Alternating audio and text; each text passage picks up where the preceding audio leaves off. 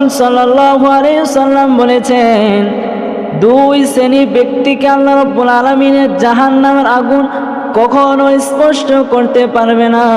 ওই ব্যক্তিদের জন্য জাহান্নামের আগুন হারাম।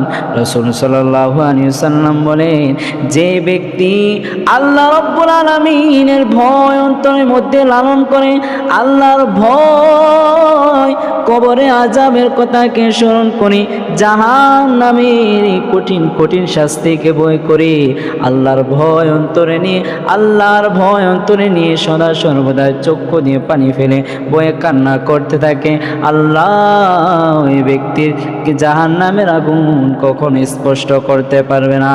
দুই নম্বরে রাসূলুল্লাহ বলেন, যে ব্যক্তি আল্লাহর দ্বীনকে কায়েম করার জন্য আল্লাহর রাস্তায় রাতভর পহরা হিসাবে দায়িত্ব পালন করে, ওই ব্যক্তির চোখ আল্লাহ রাব্বুল আলামিন জাহান্নামের আগুন দিয়ে জ্বালাবে না। ওই ব্যক্তির জন্য জাহান্নামের আগুন হারাম। জাহান্নামের আগুনে দুই শ্রেণী ব্যক্তিকে কখনো স্পষ্ট করবে না।